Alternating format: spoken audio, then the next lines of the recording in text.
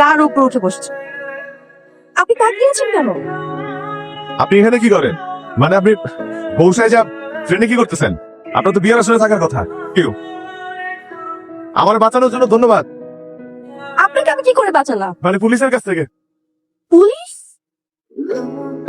Railway police. আমার ticket নাই তো। আপনি টিকিট কাটেন না? ওই বাবু, আপনি কি চিঠির বউ নাকি?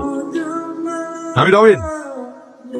ধ্যাৎ, এটাই আপনাদের ছেলেদের সমস্যা। কোনো মেয়ে যদি নিজ থেকে আপনাদের হেল্প করতে আসে তখন অনেক কিছু ভেবে বসে থাকে।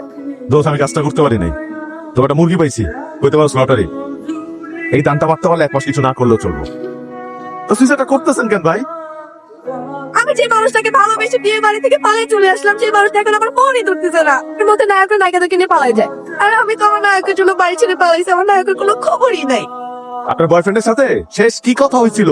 আমার বয়ফ্রেন্ড আমাকে বলছে রওনা দিচ্ছি, তুমি ঠিক 7টার মধ্যে থাকবে রেল স্টেশনে, তারপর আমরা পালাবো। তাহলে এমনও তো হইতে পারে আপনার বয়ফ্রেন্ড রওনা দিতেই পারে নাই, অথবা চিটাগং রেল স্টেশনে আপনার জন্য অপেক্ষা করতেছে। আর এই যে 7টার কথা বললেন না, সেটা রাত 7টা না, সকাল 7টা। চিন্তা করেন না, আপনি ঠিক ট্রেনেই আছেন। এই ট্রেন চিটাগং যাইতেছে। তাই তো? হ্যাঁ, আপনি একটু হালকা হন। গয়নাগুলো খুলে আমার হাতে দেন, তারপর আপনি হালকা হন।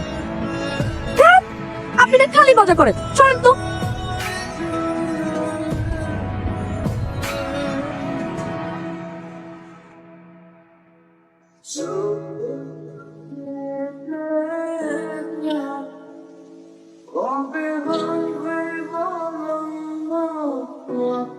নড়েন না, নড়েন না, নড়েন না, নড়েন না, তেলা পোকা, তেলা পোকা।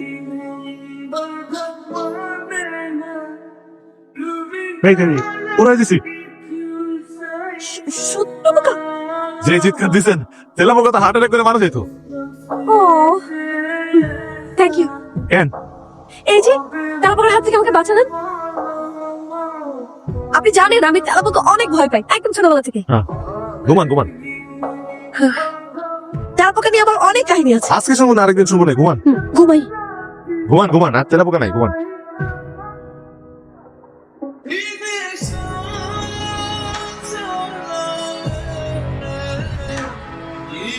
আর নাই তো, একটাই ছিল, ঘুমান।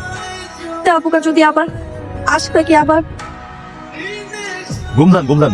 আচ্ছা আমি তেলাপোকা অনেক ভয় পাই তো, না ঘুমাই, সমস্যা নেই। সমস্যা নাই, আমি জায়গা আছি, আপনি ঘুমান, আমি দেখতেছি।